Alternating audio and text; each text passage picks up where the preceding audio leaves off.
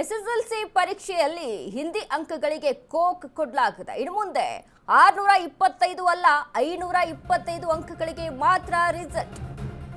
SSLC ಪರೀಕ್ಷೆಯಲ್ಲಿ Hindi ಅಂಕಗಳಿಗೆ coke.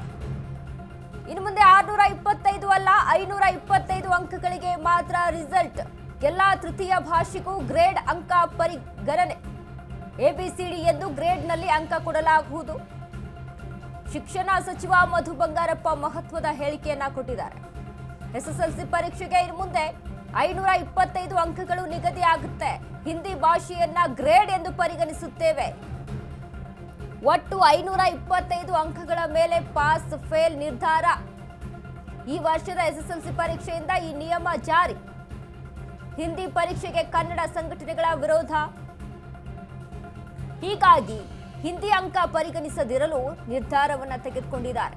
ತೃತೀಯ ಭಾಷೆಗೆ ಪರೀಕ್ಷೆ ನಡೆಯುತ್ತೆ, ಅಂಕ ಇರಲ್ಲ.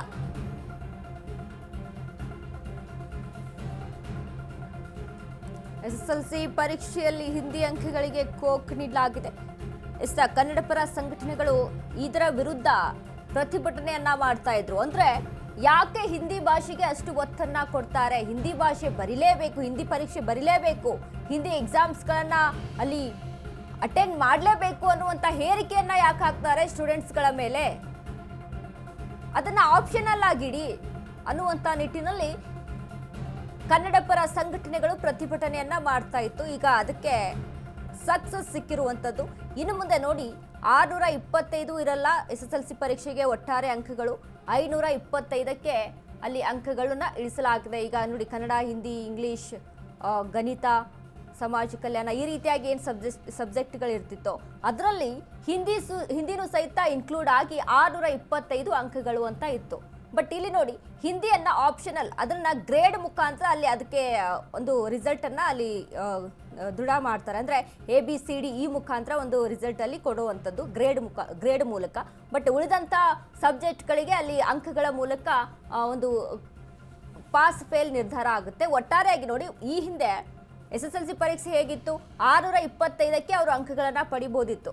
ಅದರಲ್ಲಿ ಎಷ್ಟು ಅವರು ಅಂಕಗಳನ್ನು ಪಡಿತಾರೋ, ಎಷ್ಟು ಯಾವ್ಯಾವ ಸಬ್ಜೆಕ್ಟಿಗೆ ಎಷ್ಟೆಷ್ಟು ಅಂಕಗಳನ್ನು ಪಡಿತಾರೋ, ಅದ್ರ ಜೊತೆಗೆ ಅದರಲ್ಲಿ ಹಿಂದಿ ಸಬ್ಜೆಕ್ಟ್ ಕೂಡ ಅಲ್ಲಿ ಇನ್ಕ್ಲೂಡ್ ಆಗಿತ್ತು, ಅದಕ್ಕೂ ಕೂಡ ಅಂಕಗಳನ್ನು ಸೇರಿಸಲಾಗಿತ್ತು. ಬಟ್ ಇಲ್ಲಿ ಈ ಬಾರಿ ಇನ್ನೂ ಹಾಗಾಗಲ್ಲ. ಇನ್ನು ಮುಂದೆ 525 ಅಂಕಗಳು ಮಾತ್ರ. 525 ಅಂಕಗಳಲ್ಲಿ ಅವರು ಪರೀಕ್ಷೆಗಳನ್ನು ಬರೆದು ಅಲ್ಲಿ ರಿಸಲ್ಟನ್ನು ಪಡೆದುಕೊಳ್ಬೇಕಾಗುತ್ತೆ. ಅದರಲ್ಲಿ ಹಿಂದಿ ಇನ್ಕ್ಲೂಡ್ ಆಗಿರೋದಿಲ್ಲ. ಹಿಂದಿಯನ್ನು ಒಂದು ಬೇರೆ ಒಂದು ಸಬ್ಜೆಕ್ಟ್ ಆಗಿ ಪರಿಗಣನೆ ಮಾಡಲಾಗಿದೆ. ಅದರಲ್ಲಿ ABCD ಅಂತ ಗ್ರೇಡ್ ಮೂಲಕ ಅಂಕಗಳನ್ನು ಅಲ್ಲಿ ನಿರ್ಧಾರ ಮಾಡ್ತಾರೆ.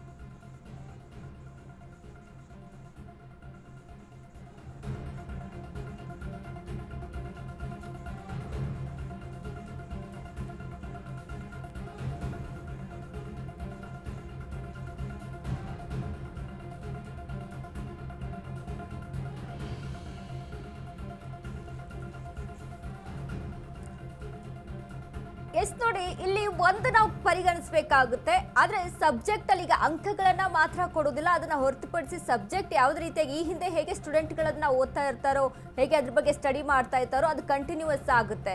ಬಟ್ ಇಲ್ಲಿ ಒಂದು ಗಮನಿಸಬೇಕು, ಇಲ್ಲಿ ಕನ್ನಡ ಪರ ಸಂಘಟನೆಗಳು ಹೇಳ್ತಾ ಇರುವಂಥದ್ದೇನು, ಹಿಂದಿ ಭಾಷೆಯನ್ನ ಹೇರಬಾರ್ದು ಮಕ್ಕಳ ಮೇಲೆ, ನೀವು ಕಲಿಲೇಬೇಕು, ಓದಲೇಬೇಕು ಅಂತ ಯಾಕೆ ಹೇರಿಕೆಯನ್ನ ಮಾಡ್ತೀರಾ ಅನ್ನುವಂಥದ್ದು ಇಲ್ಲಿ ಕನ್ನಡ ಪರ ಸಂಘಟನೆಗಳು ಅಲ್ಲಿ ಮಾತನಾಡ್ತಾ ಇರುವಂಥದ್ದು. ಬಟ್ ಇಲ್ಲಿ ನೋಡಿ ಆ ಹಿಂದಿ ಭಾಷೆಯನ್ನ ಹೊರತೆಗೆಯಲಾಗಿಲ್ಲ. ಹಿಂದಿ ಭಾಷೆ ಇದೆ, ಅದಕ್ಕೆ ಗ್ರೇಡ್ ಮೂಲಕ ಅಲ್ಲಿ ಅಂಕಗಳನ್ನ ಕೊಡ್ತಾರೆ. ಅಂದ್ರೆ ಯಾವ ರೀತಿಯಾಗಿ ಅಂತ ನಿಯಮಗಳನ್ನ ಇಲ್ಲಿ ತೆಗೆದುಕೊಂಡಿದ್ದಾರೆ, ಯಾವ ರೀತಿಯಂತ ಕ್ರಮಗಳನ್ನ ತೆಗೆದುಕೊಂಡಿದ್ದಾರೆ. ಈಗ ಅಂಕಗಳಲ್ಲಿ ಇಲ್ಲ, ಓಕೆ, ಬಟ್ ಅದನ್ನ ಹೊರತುಪಡಿಸಿ ಅಲ್ಲಿ ಮಕ್ಕಳು ಓದ್ಲೇಬೇಕಾ ಅಥವಾ ಅವರು ಆಪ್ಷನಲ್ ಆಗಿದೆಯಾ, ಅವ್ರು ಬೇಕಾದ್ರೆ ಓದ್ಬೋದು, ಇಲ್ಲ ಅಂದ್ರೆ ಬೇಡ ಅಂತಾನ, ಆ ರೀತಿನ, ಅಥವಾ ಓದಲೇಬೇಕು ಅನ್ನುವಂಥದ್ದು ಏನಾದ್ರೂ ಇಲ್ಲಿ ಹೇರಿಕೆಯನ್ನ ಹಾಕ್ತಾ ಇದ್ದಾರಾ? ಗ್ರೇಡ್ ಮೂಲಕ ಅಲ್ಲಿ ಕೊಡ್ತಾರೆ ಅಂತ ಅಂದ್ರೆ ಯಾವ ರೀತಿಯಾಗಿ ಇದೆಲ್ಲವನ್ನು ಕೂಡ ಅಲ್ಲಿ ಪರಿಗಣಿಸಬೇಕಾಗುತ್ತೆ.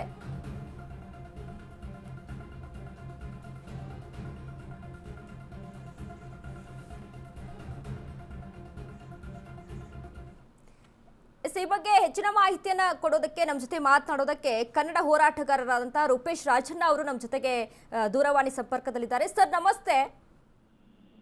ಮೇಡಮ್ ನಮಸ್ತೆ. ಹೇಳಿ ಮೇಡಮ್. ನಮಸ್ತೆ. Yes sir. ಸರ್, ಈಗ ಏನು ಶಿಕ್ಷಣ ಸಚಿವರು ಒಂದು ಆದೇಶವನ್ನ ಕೊಟ್ಟಿದ್ದಾರೆ, ಅಂದ್ರೆ 625 ಇದ್ದಂತಹ ಅಂಕಗಳನ್ನ 525 ತೆಗೆದುಕೊಂಡು ಬಂದಿದೀವಿ. ಅದರಲ್ಲಿ ಹಿಂದಿ ಭಾಷೆ ಇರೋದಿಲ್ಲ, ಬಟ್ ಗ್ರೇಡ್ ಮೂಲಕ ABCD ಅಂತ ಗ್ರೇಡ್ ಮೂಲಕ ಅಲ್ಲಿ ಅದಕ್ಕೆ ಅಂಕಗಳನ್ನ ಕೊಡಬಹುದು. ಬಟ್ ಅಲ್ಲಿ ಸ್ಟೂಡೆಂಟ್ಗಳು ಓದಲೇಬೇಕು ಅನ್ನುವಂತ ಹೇರಿಕೆಯಲ್ಲಿ ಬರ್ತಾ ಇದೆ ಅಲ್ವಾ ಸರ್? ನಾನು ಇಲ್ಲಿ ಕೇಳ್ಕೊಳ್ಳೋದು ಏನ್ ಮೇಡಮ್, ಕಡ್ಡಾಯವಾಗಿ ನಾನು ಸರ್ಕಾರಕ್ಕೆ ಮನವಿ ಮಾಡ್ತಾ ಇದ್ದೀವಿ, ನಮ್ಮ ಇಡೀ ಸಂಘಟನೆಗಳ ಪರವಾಗಿ, ಅದು ವೈಯಕ್ತಿಕವಾಗಿ ನಮ್ಮ ಯುವ ಕರ್ನಾಟಕ ವೇದಿಕೆ ಸಂಘಟನೆ ವತಿಯಿಂದ ಮನವಿ ಮಾಡ್ತಾ ಇರೋದು ಏನಪ್ಪಾ ಅಂದ್ರೆ, ದಯವಿಟ್ಟು ಕಡ್ಡಾಯ ಅನ್ನೋದನ್ನ ತೆಗೆದಾಕಿ, ಆಪ್ಷನ್ ಕೊಡಿ. ಬೇಕು ಅಂದವ್ರು ಹಿಂದಿ ಬೇಕು ಅಂದವ್ರು ಕಲೀರಿ. ಈಗ ತಮಿಳುನಾಡು ಹೇಗೆ ದ್ವಿಭಾಷಾ ನೀತಿಯನ್ನು ಅನುಸರಿಸ್ಕೊಂಡಿದೆ, ಜೊತೆಗೆ ಹಿಂದಿ ರಾಜ್ಯಗಳಲ್ಲೂ ಏನಾಗುತ್ತೆ ಅಂದ್ರೆ ಹಿಂದಿ ಪ್ಲಸ್ ಇಂಗ್ಲಿಷ್ ಕಲಿತಾರೆ ಅಲ್ಲೂವೆ. ಒಂದ್ ಲೆಕ್ಕದಲ್ಲಿ ಅದು ದ್ವಿಭಾಷಾ ನೀತಿನೇ. ಆದ್ರೆ ದಕ್ಷಿಣ ರಾಜ್ಯಗಳಲ್ಲಿ, ಅದು ಎಸ್ಪೆಷಲಿ ಕರ್ನಾಟಕ ಅಂತ ಬಂದಾಗ, ನೀವು ಕಡ್ಡಾಯವಾಗಿ ಹಿಂದಿ ಅಂತ ಹೇಳಿ ಒಂದು ಭಾಷೆ ಕಲಿಬೇಕು ಅಂತ ಬಂದಾಗ, ನಮ್ಮ ಮಕ್ಕಳು ಕನ್ನಡ ಇಂಗ್ಲಿಷ್ ಜೊತೆಗೆ ಹಿಂದಿ ಹೆಚ್ಚುವರಿ ಭಾಷೆಯಾಗಿ ಕಡ್ಡಾಯವಾಗಿ ಕಲಿಬೇಕು ಅಂತ ಅನ್ನೋ ಧೋರಣೆ ಇದೆಯಲ್ಲ, ಇದನ್ನ ನಾವು ವಿರೋಧ ಮಾಡ್ತಾ ಇರ್ತಕ್ಕಂಥದ್ದು. ನೀವು ಸುಮ್ನೆ A ಗ್ರೇಡ್ ಕೊಡ್ತೀವಿ, B ಗ್ರೇಡ್ ಕೊಡ್ತೀವಿ, ಅವೆಲ್ಲ ಏನು ಬೇಡ, ಹಿಂದಿನೇ ತೆಗೆದ್ಬಿಡಿ. 525ಕ್ಕೆ ನೀವು ಸ್ಟಿಕಾನ್ ಆಗಿ, ಯಾರಾದ್ರೂ ಅವಶ್ಯಕತೆ ಇತ್ತ ಬೇಕು ಅಂತಂದ್ರೆ ಅವರು ಹೆಚ್ಚುವರಿಯಾಗಿ ಒಂದು ಭಾಷೆ ಆಪ್ಷನ್ ಕೊಟ್ರೆ, ಬೇಕು ಅಂದವ್ರು ಹಿಂದಿ ಕಲಿತಾರೆ, ಬೇಡ ಅಂತಂದ್ರೆ ಸಾಕಪ್ಪ ನಾವು ಕನ್ನಡ ಇಂಗ್ಲಿಷು ಜೊತೆಗೆ ಇನ್ನು ಉಳಿದ 3 ಸಬ್ಜೆಕ್ಟ್ ಓದ್ಕೊಂಡು ಹೋಗ್ತೀವಿ ಅಂತ ಅನ್ನೋದು ಇರ್ತದೆ ಮೇಡಮ್. ಈ ವಿಚಾರದಲ್ಲಿ ನಮ್ದು ಈ ನಿಲುವು ಮೇಡಮ್. Yes sir. ಸರ್, ಏನಂತ ಅಂದ್ರೆ, ಒಂದಿಲ್ಲಿ ಅಂಕಗಳನ್ನ ಸೇರಿಸೋಲ್ಲ ಅಂತ ಅಂದ್ರೆ ಓಕೆ, ಬಟ್ ABCD ಗ್ರೇಡ್ ಮೂಲಕ ಕೊಡ್ತೀವಿ ಅಂತ ಇದ್ದಾರೆ. ಅಂದ್ರೆ ಟೈಮ್ ವೇಸ್ಟ್ ಅಲ್ವಾ ಅಂತ. ಅದೇ ಟೈಮ್ನ ಬೇರೆ ಸಬ್ಜೆಕ್ಟ್ಗಳಿಗೆ ಹಾಕಿದ್ರೆ ಅಲ್ಲೇ ಮಕ್ಕಳು ಇನ್ನೂ ಹೆಚ್ಚಾಗಿ ಅದರಲ್ಲಿ ಅಂಕಗಳನ್ನ ಪಡೆದುಕೊಂಡು ಬರ್ಬೋದು. ಬಟ್ ಇಲ್ಲಿ ಗ್ರೇಡ್ ಮೂಲಕ ಅಂದ್ರೆ ಅಂಕಗಳಿಗೆ ಪರಿಗಣನೆ ಮಾಡೋದಿಲ್ಲ, ಫೇಲ್ ಪಾಸ್ ಇದಕ್ಕೆ ಯಾವುದೇ ರೀತಿಯಾದಂಥ ಅಡ್ಡಿ ಆಗೋದಿಲ್ಲ ಅಂತಾರೆ. ಬಟ್ ಇಲ್ಲಿ ಹಿಂದಿ ಭಾಷೆಯ ಹೇರಿಕೆ ಆಗ್ತಾನೆ ಇದೆ, ಕಲಿಲೇಬೇಕು ಅನ್ನುವಂಥ ಒತ್ತಡ ಇರುತ್ತೆ ಮಕ್ಕಳಿಗೆ ಅಂತ. ನಿಜ ಮೇಡಮ್. ಈಗ ನೀವು ಉದಾಹರಣೆ ಒಂದು ಹಿಂದಿ ರಾಜ್ಯ ಅಂತಾನೆ ತಗೊಳ್ಳೋಣ ಮೇಡಮ್. ಅಲ್ಲಿ ಏನ್ ಮಾಡ್ತಾರೆ, ಇಂಗ್ಲಿಷ್, ಹಿಂದಿ, ಸಮಾಜ, ಗಣಿತ ಮತ್ತೆ ಇನ್ನೊಂದು ಸಬ್ಜೆಕ್ಟ್ ಕಲಿತಾರೆ 5 ಮ್ಯಾಥ್ಸ್. ಇಲ್ಲಿ ಏನಾಗ್ತಾ ಇದೆ ಅಂತಂದ್ರೆ, ಇಲ್ಲಿ ಕನ್ನಡ, ಇಂಗ್ಲಿಷು, ಸಮಾಜ, ಗಣಿತ, ವಿಜ್ಞಾನ 5 ಸಬ್ಜೆಕ್ಟ್ ಜೊತೆಗೆ ಕಡ್ಡಾಯ ಬೇರೆ ಹಿಂದಿ ಮಾಡಿರೋದ್ರಿಂದ ಹೆಚ್ಚುವರಿ ಅದಕ್ಕೆ ಸಮಯ ಕೊಡ್ಬೇಕು ಮಕ್ಕಳು. ನೀವು ಹೇಳಿದ ಹಾಗೆ ಯಾವುದೋ ಒಂದಷ್ಟು ಸ್ಟೂಡೆಂಟ್ಗಳು ಗಣಿತದಲ್ಲಿ ವೀಕ್ ಇರ್ತಾರೆ, ಕೆಲವರು ವಿಜ್ಞಾನದಲ್ಲಿ ವೀಕ್ ಇರ್ತಾರೆ. ಹಾಗಾಗಿ ಆ ಸಬ್ಜೆಕ್ಟ್ ನ ಒಂದು ಹೊರೆಯನ್ನ ತಪ್ಪಿಸಿದಾಗ ಏನಾಗುತ್ತೆ ಅಂತಂದ್ರೆ, ಅದೇ ಸಮಯವನ್ನ ಈ ಸಬ್ಜೆಕ್ಟ್ ಮೇಲೆ ಮಕ್ಕಳುಗಳು ಫೋಕಸ್ ಮಾಡೋದ್ರಿಂದ ಸೊ ಅವ್ರಿಗೆ ಇದರಿಂದ ಹೆಚ್ಚು ಅವಕಾಶಗಳು ಜಾಸ್ತಿ ಆಗುತ್ತೆ. ಆ ದೃಷ್ಟಿಯಿಂದ ದಯವಿಟ್ಟು A ಗ್ರೇಡ್ B ಗ್ರೇಡ್ ಅನ್ನೋದನ್ನು ಬಿಟ್ಟು ಗಣನೆಗೆ ತಗೊಳ್ಳದೆ ದ್ವಿಭಾಷಾ ನೀತಿಯನ್ನ ಕಡ್ಡಾಯವಾಗಿ ಜಾರಿ ಮಾಡಿದ್ರೆ, ಏನು ಪಕ್ಕದ ರಾಜ್ಯ ಹೇಗ್ ಮಾಡಿದೆ ದಯವಿಟ್ಟು ಅದನ್ನ ಅನುಸರಿಸಿ ಮಾಡಿದ್ರು ಸಾಕು. ಅದನ್ನ ಮಾಡೋದ್ರಿಂದ ನಮಗೂ ಉಪಯೋಗ, ಭಾಷೆಗೂ ಉಪಯೋಗ, ಜೊತೆಗೆ ನಮ್ಮ ಕನ್ನಡದ ಮಕ್ಕಳುಗಳಿಗೂ ಉಪಯೋಗ. ಅಟ್ಲೀಸ್ಟ್ ಇನ್ಮುಂದಾದ್ರೂ ನಮ್ಮ ಬ್ಯಾಂಕ್ಗಳು, ರೈಲ್ವೆ ಇಲಾಖೆಗಳಲ್ಲಿ ಹೆಚ್ಚು ಕನ್ನಡಿಗರನ್ನ ನಾವು ನೋಡ್ಬೋದು ಅಂತ ಉದ್ದೇಶ. ಹೌದು sir. Thank you sir, Ashwavega news ಜೊತೆ ಮಾತನಾಡಿದ್ದಕ್ಕೆ ಧನ್ಯವಾದ.